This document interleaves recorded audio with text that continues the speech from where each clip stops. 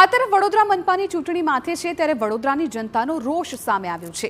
Vadodara મનપાના ward number 12 માં આવેલી પ્રમુખ સ્વામી કુટીર સોસાયટીમાં રાજકીય પક્ષો વિરુદ્ધ બેનરો લાગ્યા। કોઈ પણ રાજકીય પક્ષે આવનારી કોર્પોરેશનની ચૂંટણી માટે મત માંગવા સોસાયટીમાં આવવું નહીં, આવા લખાણો સાથે સ્થાનિકોએ બેનર લગાવ્યા। રહીશોનો આરોપ છે કે ઘણા વર્ષોથી રસ્તા અને ગટર જેવી પ્રાથમિક સુવિધાઓનો અભાવ છે। સમસ્યાઓ અંગે અનેક વખત સ્થાનિક નેતાઓ અને તંત્રને રજૂઆતો કરી છે, પરંતુ તેમ છતાં કોઈ નક્કર કામગીરી કરવામાં નથી આવી। આખરે લોકોએ કંટાળીને સોસાયટી બહાર સ્પષ્ટ શબ્દોમાં લખ્યું છે કે કોઈએ મત માંગવા આવવું નહીં।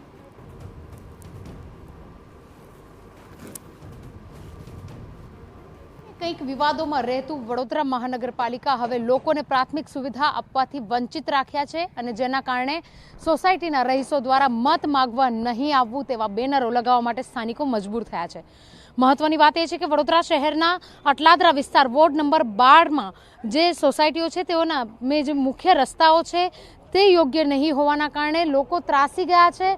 લોકો દ્વારા અવારનવાર નેતાઓને, કાઉન્સિલરોને, અધિકારીઓને રજૂઆત કરી, પરિણામ નહીં મળતા હવે કોર્પોરેશનની ચૂંટણી જ્યારે નજીક આવી રહી છે ત્યારે તેઓ દ્વારા મત નહીં માંગવો તેવા બેનરો મારી અને પોતાની જે નારાજગી, પોતાનો જે રોષ છે તે વ્યક્ત કરી રહ્યા છે।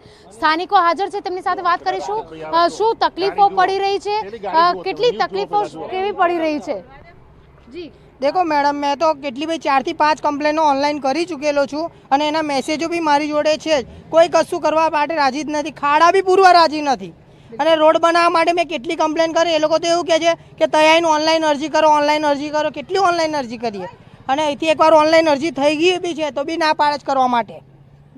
એટલે ત્રાસી ગયા છો તમે? કંટાળી ગયેલો છું સૌથી વધારે, કોઈ એટલા ખાડા હદ થઈ ગઈ ખાડાની। તો શું તકલીફ પડી રહી છે? કેટલા સમયથી આ તકલીફનો સામનો કરી રહ્યા છો?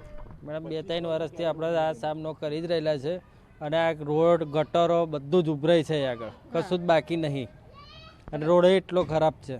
કાઉન્સિલરો પાસે શું માંગણી છે? એ લોકો આવી રહ્યા છે? કોઈ નથી આવી રહ્યો, કાઉન્સિલર નહીં આવ્યું, નેતા નહીં આવી રહ્યા, કોઈ જ નહીં, બધા વોટ લઈ લઈને જતા જ રહેશે।